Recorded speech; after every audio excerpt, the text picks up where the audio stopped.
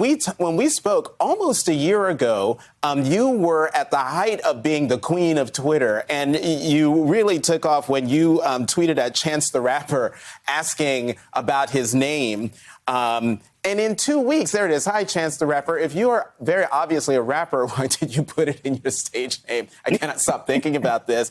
And now we are 2 weeks out from you and Chance the Rapper releasing a single together benefiting charity. Tell me how you got him from point A to point B. Well, actually, I spoke with him on the telephone, and we became friends all of a sudden.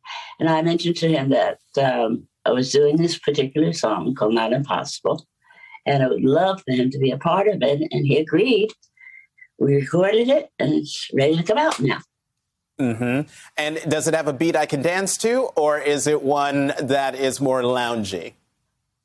Well, a little bit of both. You can do whatever you want to it.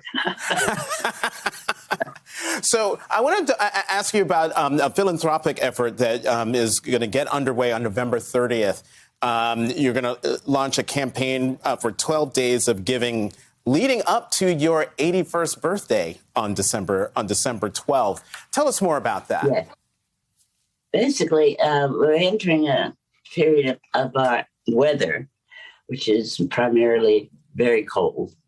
We want to feed, clothe, and make sure those that are not fortunate enough to be able to feed themselves and or stay warm during this period of time to accommodate them. Mm-hmm. You know, Dr. Dionne Warwick, I have to ask you this question before, in the little bit of time that we have left. I want to give some time to this. Last time you were on, I asked you about the vaccine. The vaccine was kind of new, and a lot of folks were, and you were among them, who was like, you know what, I'm going to wait and see how it plays out. Well, now here we are, almost, you're at the end of the year. What have you done about the vaccine? Well, I had no choice but to take it. I didn't want it, I tell you that. But I did. Right. And it hinged on my son, who has a heart condition. And he was so stressed out that Mommy's not taking his vaccine. And he just stayed on me. Mommy, you have to, you have to, you have to, you have to. So I did. Have you gotten your booster yet? Nope.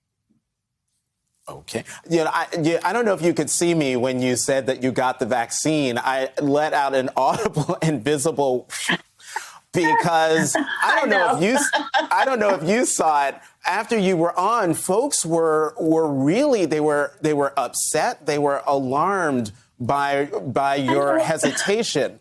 And so I was sitting here bracing myself for what your answer would be. Were you? Did you see that concern after the show? I'm sure you heard from more than just your son pleading with you to get the vaccine. Yes, I did. All of my friends. I mean, my friends, people I didn't even know. And on social media, it was like, please, please, please. You know, so, you know, I'm happy, first of all, that people were that concerned about my not having taken the vaccine and relieved that I finally did. Mm-hmm. And what would you say, and I'm sure you're not, even though you've taken the vaccine, there are still folks out there who haven't taken the vaccine. What would you tell them as a way of trying to get them to take the vaccine so that they too can be vaccinated on behalf of a loved one in the same way that you did for your son?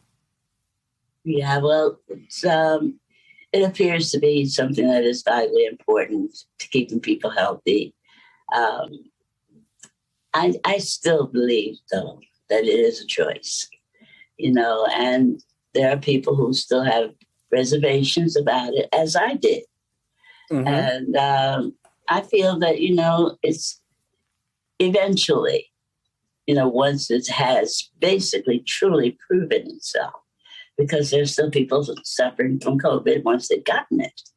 I think that basically is what the problem is, the actual proof that it is going to keep everybody away from this COVID craziness.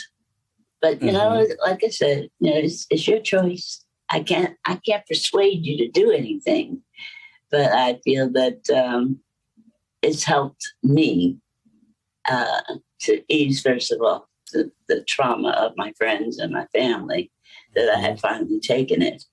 And I think if that's the way people's thoughts are heading, okay, I'll do it for my family. I'll do it for this, if not for yourself. But you're doing it for others as well. So, you know, it's your choice to make.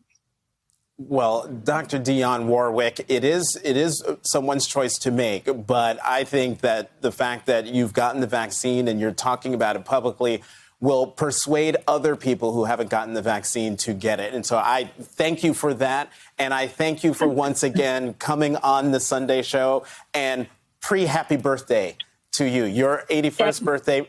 And my mother's 80th birthday is this week. And I just sent her a text asking if you two were separated at birth, because you favor each other, as folks used to say back home.